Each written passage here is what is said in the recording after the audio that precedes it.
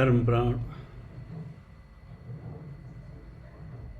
नीलाम्बुजश्यामलकोमलाङ्गं सीतासमारोपितवामभागं पाणौ महाशायकचारुचापं नमामि रामं रघुवंशनाथं। नारायणं नमस्कृत्यं नरं चैव नरोत्तमं देवीं सरस्वतीं व्यासं ततो जयमुदीरयेत्। धर्मप्राण सत्संग प्रेमी सज्जन, अब 3 दिन महाभारत का चक्र चलेगा और संयोग देखिए कि इसमें भी रामोपाख्यान माने राम की ही कथा चल रही है। 2-3 दिन अभी चलेगी कथा भी। तो शुरू करते हैं वन पर्व में रामोपाख्यान, श्री राम और रावण की सेनाओं का द्वंद्व युद्ध। ये तो हम केवल अर्थ पढ़ते हैं और वाल्मीकि रामायण का चूँकि एक अनुष्ठान के रूप में लिया है, इसलिए उसका श्लोक भी पढ़ते हैं। मार्कंडेय जी कहते हैं, युधिष्ठिर, जब वानर सैनिक शिविर में प्रवेश करने लगे, उस समय रावण की सेना में रहने वाले पर्वण, पतन, जम्ब, स्वर, क्रोधवश, हरि, प्ररुज, अरुज और प्रहस आदि पिशाच तथा अधम राक्षसों के अनेक दलों ने आकर उन पर धावा बोल दिया। वे दुरात्मा निशाचर अंतर्धान विद्या में अदृश्य होकर आक्रमण कर रहे थे। विभीषण उस विद्या के जानकार थे, अतः उन्होंने उन राक्षसों की अंतर्ध्यान शक्ति को नष्ट कर दिया। फिर तो वे सभी राक्षस बानरों की दृष्टि में आ गए। राजन, बानर बलवान तो थे ही, वे दूर तक उछल कर जाने की शक्ति भी रखते थे। वे सब ओर से कूद कूद कर उन्हें मारने लगे। उनकी मार खाकर वे सभी राक्षस प्राण शून्य होकर पृथ्वी पर गिर पड़े। रावण के लिए यह बात असह्य हो उठी। वह पिशाचों तथा राक्षसों की मार से की भयंकर सेना से घिरा हुआ इस दल के साथ लंका से बाहर निकला। वह दूसरे शुक्राचार्य के समान युद्ध शास्त्र के विधान का ज्ञाता था। उसने शुक्राचार्य के मतानुसार व्यूह रचना करके सब बानरों को घेर लिया। श्री रामचंद्र जी ने जब देखा कि दशमुख रावण व्यूहाकार सेना को साथ ले नगर से बाहर निकल रहा है, तब उन्होंने भी उस निशाचर के विरुद्ध बृहस्पति की बताई हुई रीति से अपनी सेना का व्यूह बनाया। तदनंतर वहां पहुंचकर रावण श्री रामचंद्र जी के साथ युद्ध करने लगा। दूसरी ओर लक्ष्मण ने भी इंद्रजीत के साथ युद्ध करना आरंभ किया। सुग्रीव ने विरूपाक्ष के साथ युद्ध किया। निखरवट नामक राक्षस तार नामक वानर से भिड़ा। नल ने निशाचर तुंड का सामना किया तथा पदुष नामक राक्षस पनस वानर के साथ युद्ध करने लगा। जो जिसे अपने जोड़े का समझता था, उसी के साथ उसकी भिड़ंत हुई। सब लोग युद्ध के समय अपने बाहुबल का आश्रय ले शत्रु का सामना करते थे।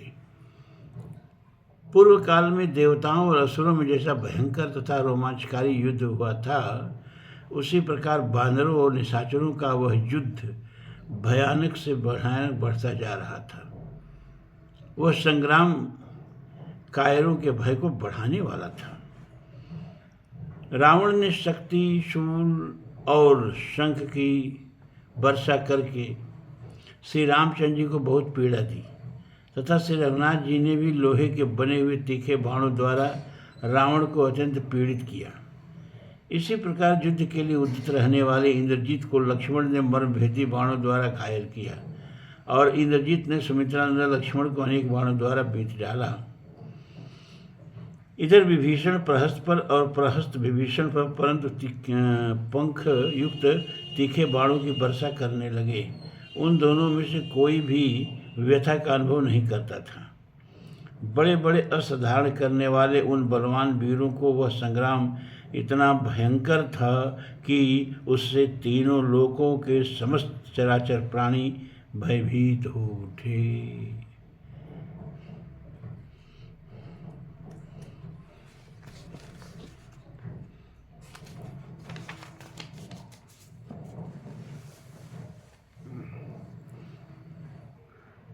मार्कंडेय जी कहते हैं, युधिष्ठिर, तदनंतर युद्ध में निष्ठुर पराक्रम दिखाने वाले प्रहस्त ने सहसा विभीषण के पास पहुंचकर गर्जना करते हुए उन पर गदा से आघात किया।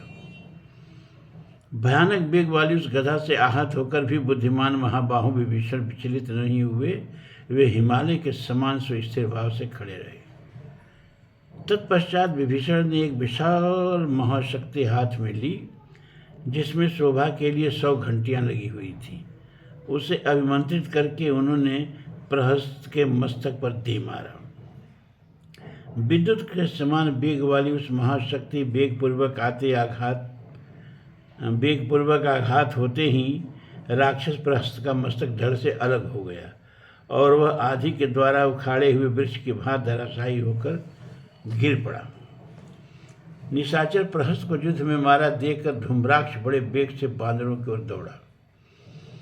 मेघों की काली घटा के समान भयानक दिखाई देने वाली उसकी सेना को आते देख सभी श्रेष्ठ बानर सहसा भयभीत होकर युद्ध से भाग चले। उन भयभीत प्रमुख बानरों को सहसा पलायन करते देख कपिकेसरी मारुत नंदन हनुमान जी ने धूम्राक्ष का सामना करने के लिए आगे बढ़े। राजन, पवन कुमार को युद्ध के लिए उपस्थित देख सभी बानर सब ओर से बड़ी उतावली के साथ लौट आए। फिर तो एक दूसरे पर धावा बोलती हुई श्री राम तथा रावण के सेनाओं का अत्यंत भयंकर रोमांचकारी कोलाहल आरंभ हो गया। उन घोर संग्राम में धरती पर रक्त की कीच जम गई थी। उस समय धूम्राक्ष अपने बाणों से उन बानर सेना को खदेड़ने लगा तथा शत्रु विजयी पवनंदन हनुमान ने अपनी ओर आते हुए उस विशालकाय राक्षस को बड़े वेग से धर दबाया। उन दोनों बानर राक्षस वीरों में भयंकर युद्ध छिड़ गया। वे इंद्र और प्रहलाद की भांति युद्ध करके एक दूसरे को जीतना चाहते थे। निशाचर धूम्राक्ष ने गदाओं तथा परिघों द्वारा कपिवर हनुमान जी को चोट पहुंचाई और हनुमान जी ने उन राक्षस पर तने और डालियों सहित वृक्षों से प्रहार किया। तदनंतर मारुतनंदन हनुमान जी ने अत्यंत कुपित हो घोड़े, रथ और सारथी सहित धूम्राक्ष को मार डाला। राक्षस प्रबल धूम्राक्ष को मारा गया देखकर बानर तथा भालुओं को अपनी शक्ति पर विश्वास हुआ और वे उत्साहपूर्वक राक्षसों को मारने लगे।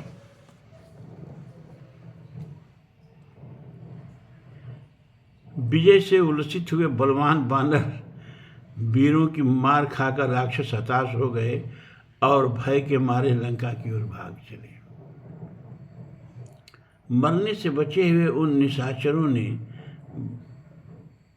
भग्न मनोरथ होकर लंकापुरी में प्रवेश किया तथा रावण के समीप जाकर युद्ध का समाचार ज्यों का त्यों निवेदन कर दिया। उनके मुख से श्रेष्ठ बानर वीरों द्वारा युद्ध में सेना सहित प्रहस्त तथा महाधनुर्धर धूम्राक्ष के मारे जाने का वृत्तांत सुनकर रावण बड़ी देर तक शोक में भरे हुए उच्छ्वास लेता रहा। फिर वह अपने श्रेष्ठ सिंहासन से उठकर खड़ा हो गया और बोला, अब यह कुंभकर्ण के पराक्रम दिखाने का समय आ गया है। ऐसा कहकर रावण ने अत्यंत उच्च स्वर से बजने वाले भाज भाज के बाजे बजाकर अधिक नींद लेने वाले सोए हुए कुंभकर्ण को जगाया। महान परितों द्वारा उसे जगाकर भयभीत हुए राक्षस राज रावण ने जब महाबली कुंभकर्ण स्वस्थ, शांत और निद्रा रहित होकर बैठ गया तब उसे इस प्रकार कहा, भैया कुंभकर्ण, तुम धन्य हो जिसे ऐसी नींद आती है।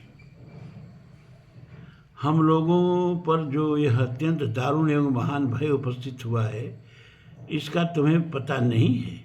यह राम सेतु द्वारा समुद्र को बांधकर हम लोगों की अवहेलना करके बानरों के साथ यहाँ आ पहुँचा है और राक्षसों का महासंग्राम कर रहा है।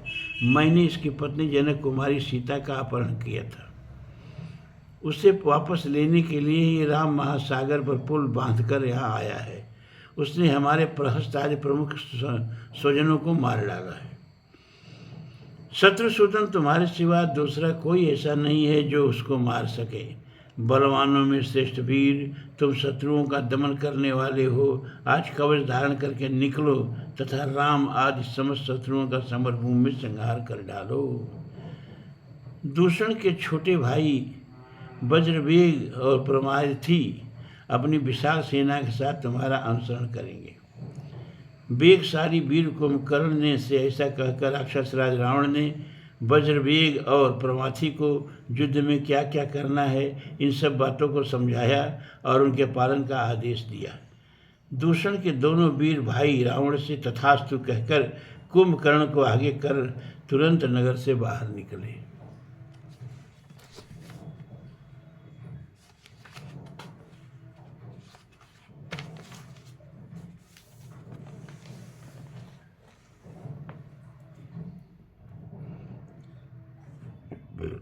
मार्कंडेय जी कहते हैं, युधिष्ठिर सेवकों सहित अपने नगर से निकलकर कुंभकर्ण ने अपने सामने खड़ी हुई वानर सेना को देखा जो विजय उल्लास से शोभित हो रही थी। फिर जब उसने भगवान श्री राम के दर्शन की इच्छा से उस सेना में इधर उधर दृष्टि डाली तब उसे हाथ में धनुष लिए सुमित्रानंदन लक्ष्मण दिखाई दिए। इतने में ही वानरों ने चारों ओर से आकर कुंभकर्ण को शीघ्रतापूर्वक घेर लिया और बहुत से बड़े बड़े पेड़ उखाड़कर उन्हीं के द्वारा उस पर प्रहार करने लगे। कुछ वानरों ने कुंभकर्ण से प्राप्त होने वाले महान भय की परवाह न करके उससे नखों से पीड़ा देनी आरंभ की। युद्ध की विभिन्न प्रणालियों द्वारा अनेक प्रकार से युद्ध करते हुए वानर सैनिक भांत भांत के भयंकर आयुधों द्वारा राक्षस राज कुंभकर्ण को चोट पहुंचाने लगे। वानरों के प्रहार करने पर जोर जोर से हंसने और उन्हें पकड़ पकड़ कर खाने लगा। देखते देखते बल, चंडबल और वज्रबाहु नामक वानर उसके मुख के ग्रास बन गए। राक्षस कुंभकर्ण का यह दुखदायी कर्म देखकर तार आदि वानर भयभीत होकर जोर जोर से चित्कार करने लगे। अपने सैनिकों तथा वानर युद्धपतियों का वह उच्च स्वर से किया जाता हुआ चित्कार सुनकर सुग्रीव निर्भय हो कुंभकर्ण की ओर दौड़े। महामना कपश्रेष्ठ सुग्रीव ने बड़े वेग से उछलकर एक साल वृक्ष के द्वारा कुंभकर्ण के मस्तक पर बलपूर्वक प्रहार किया। कपिश्रेष्ठ सुग्रीव का हृदय महान था, उनका वेग भी महान था। उन्होंने कुंभकर्ण के मस्तक पर पटक कर उस साल वृक्ष को दो टूक कर डाला, तथापि उसे व्यथा न पहुंचा सके। साल के स्पर्श से कुंभकर्ण कुछ सावधान हो गया। उसने सहसा गर्जना करके सुग्रीव को दोनों हाथों से बलपूर्वक धर दबाया और अपने साथ ले लिया। राक्षस कुंभकर्ण के द्वारा सुग्रीव का अपहरण होता देख मित्रों का आनंद बढ़ाने वाले सुमित्रा कुमार बीरबल लक्ष्मण उनकी ओर दौड़े।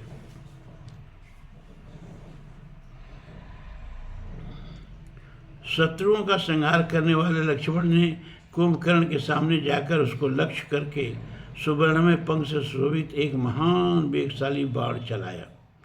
वह बाण उसके कवच को काटकर शरीर को छेदता हुआ रक्त रंजित हो धरती को चीरकर उसमें समा गया। इस प्रकार छाती छिद जाने के कारण महार धनुर्धर कुंभकर्ण ने वानराज सुग्रीव को तो छोड़ दिया और बड़े वेग से लक्ष्मण की ओर घूमकर कहा, अरे खड़ा रह, खड़ा रह।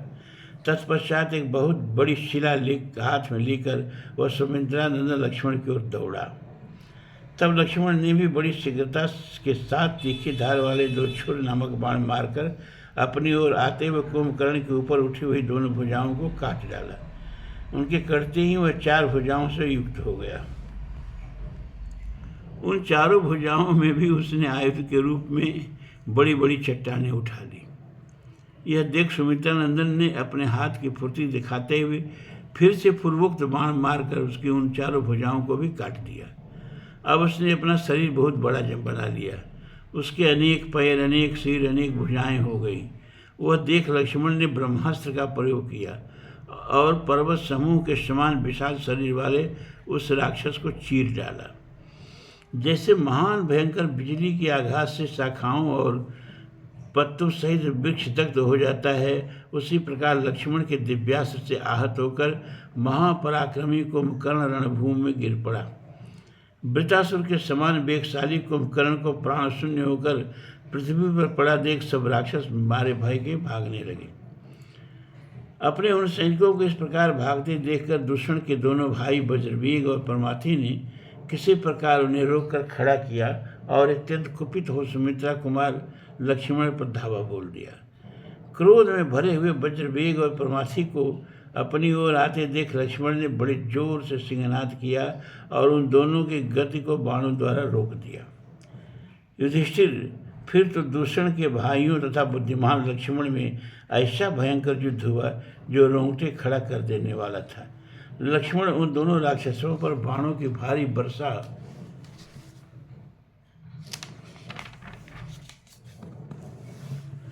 कर रहे थे और वे दोनों राक्षस भी अत्यंत कुपित होकर लक्ष्मण पर बाणों की बौछार करने लगे।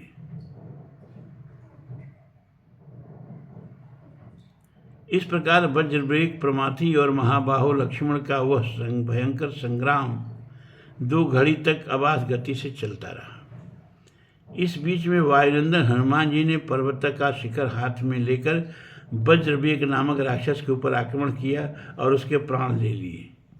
महाबली नील नामक बानर ने एक विशाल चट्टान लेकर दूषण के छोटे भाई प्रमाथी पर हमला किया और उसका कचूमर निकाल दिया। तदनंतर श्री राम और रावण की सेनाओं में परस्पर आक्रमण पूर्वक भीषण संग्राम आरंभ हो गया, जो कटु परिणामजनक था। वनवासी बांदरों ने सैकड़ों राक्षसों तथा राक्षसों ने बांदरों को घायल किया। उस युद्ध में अधिकांश राक्षस ही मारे जा रहे थे, बानर ने।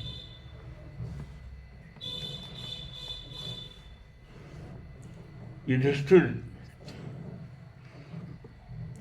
तदनंतर सेवकों सहित कुंभकर्ण, महार, धनुर्धर, प्रहस्त तथा अत्यंत तेजस्वी धूम्राक्ष को संग्राम में मारा गया सुनकर रावण ने अपने वीर पुत्र इंद्रजीत से कहा, शत्रुसूदन, तुम राम, लक्ष्मण तथा सुग्रीव का वध करो। सुपुत्र, तुमने युद्ध में सहस्र नेत्रों वाले वज्रधारी शचीपति इंद्र को जीतकर उज्ज्वल यश का उपार्जन किया है। शस्त्रधारियों में श्रेष्ठ शत्रुनाशन वीर, जिनके लिए देवताओं ने तुम्हें वरदान दिया है, ऐसे दिव्यास्त्र द्वारा प्रकट रूप में या अदृश्य होकर मेरे शत्रु का नाश करो। अनग, स्वयं राम, लक्ष्मण और सुग्रीव भी तुम्हारे बाणों का आघात सहन करने में समर्थ नहीं है, फिर उनके अनुयायियों का तो बात ही क्या है। निष्पाप महाबाहो, प्रहस्त और कुंभकर्ण ने भी खर के वध का जो बदला नहीं चुकाया, उसे युद्ध में तुम चुकाओ। बेटा, तुमने पूर्व काल में इंद्र को जीतकर जिस प्रकार मुझे आनंदित किया था, उसी प्रकार आज तुम तीखे बाणों से सैनिकों सहित शत्रुओं का संहार करके मेरा आनंद बढ़ाओ। राजन रावण के द्वारा ऐसी आज्ञा देकर इंद्रजीत ने बहुत अच्छा कहकर पिता की आज्ञा स्वीकार की और कवच बांधकर रथ में बैठकर तुरंत ही संग्राम भूमि की ओर चल दिया। तत्पश्चात उस राक्षस राज ने स्पष्ट रूप से अपने नाम की घोषणा करके शुभ लक्षण लक्ष्मण को युद्ध के लिए ललकारा। तब लक्ष्मण भी धनुष पर बाण चढ़ाते हुए उसकी ओर बड़े वेग से दौड़े और सिंह जैसे छोटे मृगों को डरा देता है, उसी प्रकार वे अपने धनुष की टंकार से सब राक्षसों को त्रास देने लगे। वे दोनों ही विजय की अभिलाषा रखने वाले, दिव्यास्त्रों के ज्ञाता तथा परस्पर बड़ी स्पर्धा रखने वाले थे। उन दोनों में उस समय बड़ा भयंकर युद्ध हुआ। बलवानों में श्रेष्ठ रावण कुमार इंद्रजीत जब बाण वर्षा करने में लक्ष्मण के आगे न ठहर सका, तब उसने गुरुतर प्रयत्न आरंभ किया। उसने अत्यंत वेगशाली तोमरों की वर्षा करके लक्ष्मण को पीड़ा पहुंचाने की चेष्टा की, परंतु लक्ष्मण ने तीखे बाणों से उन सब तोमरों को पास आते ही काट गिराया। लक्ष्मण के तीखे बाणों से टूक टूक होकर वे तोमर पृथ्वी पर बिखर गए। तब महावेगशाली बाली पुत्र श्रीमान अंगद ने एक वृक्ष उठा लिया और दौड़कर इंद्रजीत के मस्तक पर उसे दे मारा, परंतु इंद्रजीत इससे तनिक भी विचलित न हुआ। उस पराक्रमी वीर ने प्रास द्वारा अंगद की छाती में प्रहार करने का विचार किया, किंतु लक्ष्मण ने उसे पहले ही काट गिराया। तब रावण कुमार ने अपने निकट आए हुए उस वानर श्रेष्ठ वीर अंगद की बाईं पसली में गदा से आघात किया। बलवान वालीनंदन अंगद ने इंद्रजीत के उस प्रहार की कोई परवाह न करके उसके ऊपर क्रोधपूर्वक शाखों का तना उठा करके दे मारा। युधिष्ठिर से कह रहे हैं मार्कंडेय जी, युधिष्ठिर अंगद के द्वारा इंद्रजीत के वध के लिए रोषपूर्वक चलाए हुए उस वृक्ष ने उसके सारथी और घोड़ों सहित रथ को नष्ट कर दिया। राजन, सारथी के मारे जाने पर रावण कुमार इंद्रजीत उस अश्वहीन रथ से कूद पड़ा और माया का आश्रय ले वहां अंतर्धान हो गया। अनेक प्रकार की माया जानने वाले उस राक्षस को अदृश्य हुआ जान भगवान श्री राम उस स्थान पर आकर सब ओर से अपनी सेना की रक्षा करने लगे। तब इंद्रजीत ने भगवान श्री राम तथा महाबली लक्ष्मण के संपूर्ण अंगों को देवताओं के वरदान रूप में प्राप्त हुए बाणों द्वारा क्षत-विक्षत कर दिया। यद्यपि रावण का पुत्र माया से तिरोहित हो जाने के कारण दिखाई नहीं देता था, तो भी शूरवीर श्री राम और लक्ष्मण दोनों भाई उसके साथ युद्ध करते ही रहे।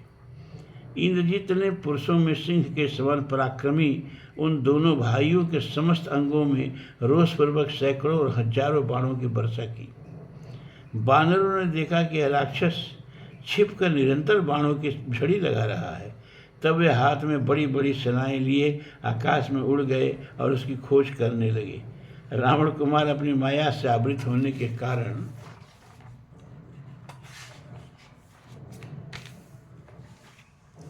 स्वयं किसी की दृष्टि में नहीं आता था, परंतु वह उन दोनों भाइयों को, संपूर्ण बांदरों को भी निरंतर अपने बाणों के द्वारा घायल कर रहा था। वे दोनों बंधु श्री राम और लक्ष्मण ऊपर से नीचे तक बाणों से व्याप्त हो गए, अतः आकाश से घिरे हुए सूर्य की और चंद्रमा की भांति इस पृथ्वी पर गिर पड़े। युधिष्ठिर उन दोनों भाई श्री राम और लक्ष्मण को पृथ्वी पर पड़े देखकर रावण कुमार इंद्रजीत ने, जिनके लिए देवताओं का वर प्राप्त था, उन बाणों द्वारा उन्हें सब ओर से बांध लिया। इंद्रजीत द्वारा बाणों में बंधन में बंधे हुए दोनों वीर पुरुष सिंह श्री राम और लक्ष्मण पिंजड़े में बंध हुए दो पक्षियों की भांति शोभा पा रहे थे। उन दोनों को सैकड़ों बाणों से व्याप्त कर पृथ्वी पर पड़े देख बानरों सहित सुग्रीव उन्हें सब ओर से घेर कर खड़े हो गए। सुषेण, मैन, दिवित, कुमुद, अंगद, हनुमान, नील, तार तथा नल के साथ कपिराज सुग्रीव उन दोनों बंधुओं की रक्षा करने लगे। तदनंतर अपने कर्तव्य कर्म को पूरा करके विभीषण उस स्थान पर आए। उन्होंने प्रज्ञा शस्त्र द्वारा उन दोनों वीरों को होश में लाकर जगाया। फिर सुग्रीव ने दिव्य मंत्रों द्वारा आमंत्रित विशल्या नामक महौषधि द्वारा उनके अंगों से बाण निकालकर उन्हें क्षण भर में स्वस्थ कर दिया। होश में आ जाने पर वे दोनों नरश्रेष्ठ महारथी वीर बाणों से रहित हो आलस्य और थकावट त्याग कर क्षण भर में उठ खड़े हुए। युधिष्ठिर तदनंतर विभीषण ने इक्ष्वाकु कुलनंदन श्री रामचंद्र जी को निरोग एवं स्वस्थ देखकर हाथ जोड़कर इस प्रकार कहा। शत्रुदमन, राजा धीराज कुबेर की आज्ञा से एक गुह्यक यह जल लिए हुए श्वेत पर्वत से चलकर आपके समीप आया है। परंतप महाराज कुबेर आपको यह जल इस उद्देश्य से समर्पित कर रहे हैं कि आप इससे नेत्र में लगाकर माया से अदृश्य हुए प्राणियों को देख सकें। उन्होंने कहा है कि आप इस जल से अपने दोनों नेत्रों को धोकर अदृश्य प्राणियों को भी देख सकेंगे, और आप जिसे यह जल अर्पित करेंगे वह मनुष्य भी अदृश्य भूतों को देखने में समर्थ होगा। बहुत अच्छा कहकर श्री रामचंद्र जी ने वह अभिमंत्रित जल ले लिया। फिर उन्होंने तथा महामना लक्ष्मण ने भी उसे अपने दोनों नेत्र धोए।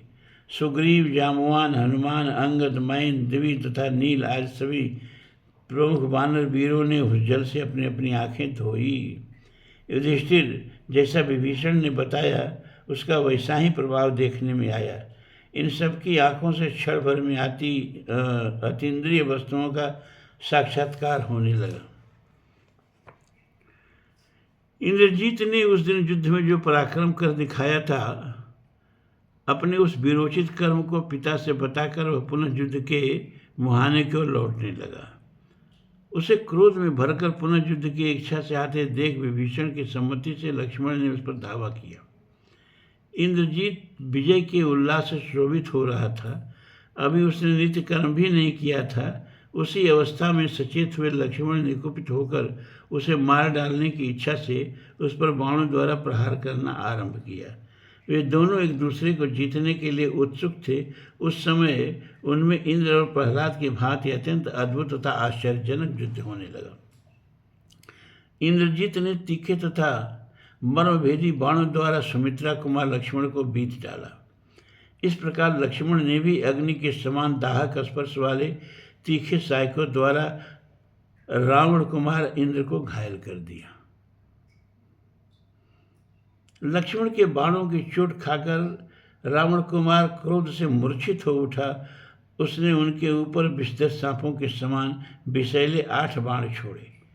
वीर सुमित्रा नंदन ने अग्नि के समान दाहक 3 बाणों द्वारा जिस प्रकार इंद्रजीत के प्राण लिए वह बताता हूँ, सुनो। एक बाण द्वारा उन्होंने इंद्रजीत के धनुष धारण करने वाली भुजा को काटकर शरीर से अलग कर दिया। दूसरे बाण द्वारा नाराज लिए हुए शत्रु की दूसरी भुजा को धराशायी कर दिया। तत्पश्चात मोटी धार वाले और चमकीले तीसरे बाण से